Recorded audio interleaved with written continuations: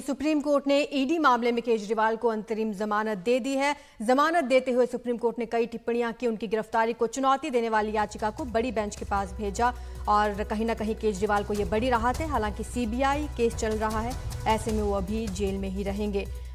इसी मामले पर अब प्रेस कॉन्फ्रेंस कर रहे हैं आतिशी। सिर्फ और सिर्फ इसलिए गिरफ्तार करवाया कि अगर ईडी के केस में जमानत मिल गई तो अरविंद केजरीवाल जी बाहर आकर 10 गुना स्पीड से दिल्ली के लोगों का काम करने लग जाएंगे। और भारतीय जनता पार्टी का षड्यंत्र रुकता नहीं है, इसलिए सीबीआई के केस में अरेस्ट किया। मैं आज भारतीय जनता पार्टी को यह कहना चाहती हूं कि इस देश के एक के बाद एक हर न्यायालय ने आपके षड्यंत्र का पर्दाफाश किया।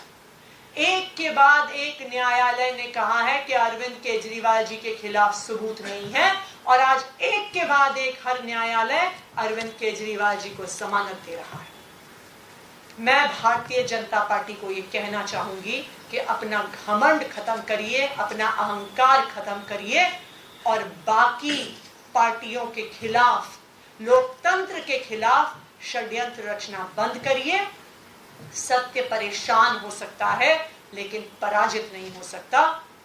अरविंद केजरीवाल की ये जमानत आज पूरे देश के सामने ये साफ कर देती है कि अरविंद केजरीवाल सत्य के साथ खड़े थे, खड़े हैं और खड़े रहेंगे। अब मैं चाहूंगी कि संदीप जी और सौरभ जी अपनी बात रखें।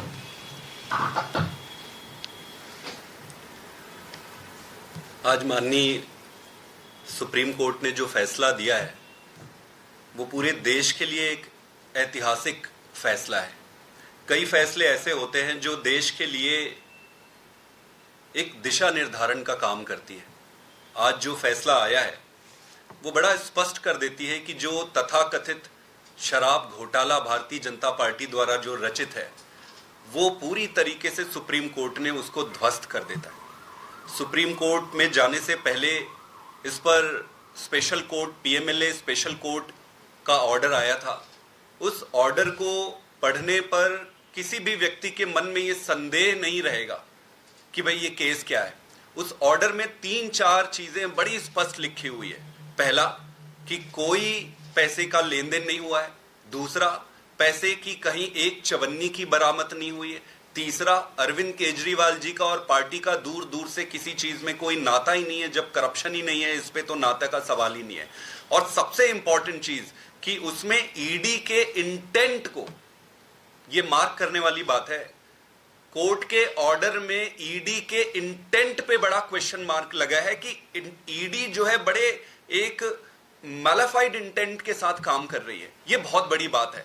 जब कोई एक एजेंसी अपने खोटे नियत के साथ किसी पक्ष के साथ व्यवहार करती है तो वो बहुत गंभीर विषय हो जाता है। स्पेशल कोर्ट के बाद मुद्दा आज सुप्रीम कोर्ट में आया। सुप्रीम कोर्ट में एक बड़े प्रश्न पर विचार किया जा रहा था। और बड़ा प्रश्न क्या था? वो बड़ा प्रश्न ये था कि क्या ये पूरे का पूरा अरेस्ट इल्लीगल है। तो कोर्ट ने अपने तरीके से अध्ययन करके इसको बड़े बेंच के पास भेजा है।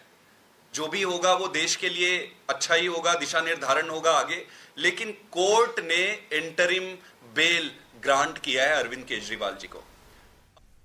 आम आदमी पार्टी ने प्रेस कॉन्फ्रेंस करके एक बार फिर से बीजेपी और केंद्र सरकार पर आरोप लगाए हैं। साथ ही ये फैसला जब आया है, ईडी के केस में अरविंद केजरीवाल को जमानत मिली है, अंतरिम जमानत उन्हें मिली है, इसको उन्होंने सराहा है। और साथ ही ये कहा है कि सीबीआई से जबरदस्ती अरविंद केजरीवाल पर केस लगवाया गया है, उन्हें जबरदस्ती अरेस्ट किया गया है।